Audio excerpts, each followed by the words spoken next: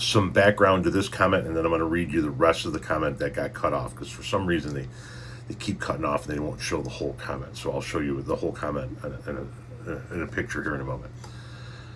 I did a video explaining why I didn't think that the Democrats were going to win the Senate seat in Texas, and it was because of the fact that the people who supported Jasmine Crockett, not all of them, not even a majority of them, but some of them are already saying that they will not vote for James Terico because he wasn't their choice. And we don't have that kind of wiggle room nationally, let alone in a state like Texas, where you can just protest. Well, I'm going to sit this one out. Well, if you sit this one out, then the Democrat's going to lose and a Republican's going to win that seat again. In response to that video, this person here says, so let me explain to you the problem. The problem is the unaddressed racism that people refuse to address, that you preferred the orange pedophile in office as opposed to voting for the more qualified woman. The fact that you chose yet another white Christian male that wouldn't commit to impeaching the orange pedophile and again skipped out on the more qualified woman.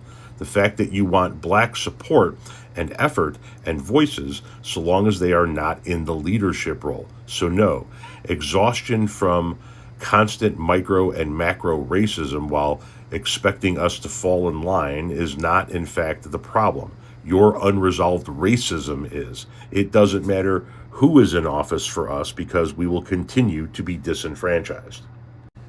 So there's a lot to unpack there. I mean, first and foremost, you're saying that I prefer Trump in office. I didn't prefer the more qualified woman. I didn't prefer that. I'm a race. I'm not in Texas.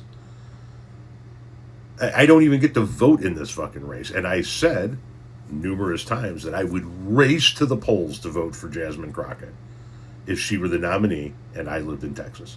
Race to the polls to vote for her. I think that she would have been more than qualified.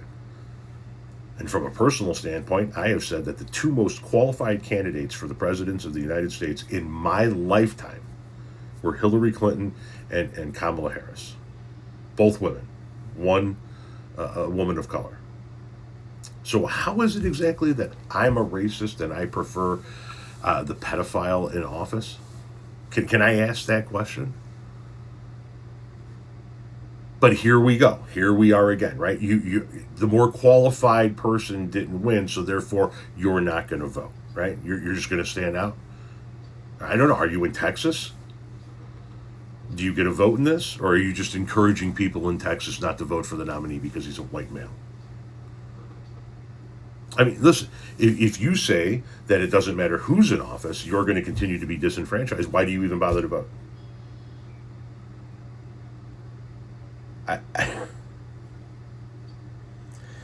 It is folks like you that are going to tank this fucking election again. It's folks like you that are the reason why we have people like Donald Trump winning elections. It's folks like you as to why we don't have a majority in the Senate. It's folks like you that are the reason why we don't have a majority in the House. And it's folks like you that are the reason why we have a 6-3 conservative Supreme Court for the next generation. Because the person that you didn't like didn't get the nomination, it's all fucked. We're just going to not vote. We're going to sit it out. We're going to send a message. Message has already been received. But go ahead and keep letting the fascists that want to further oppress people get into office because of your fucking purity tests.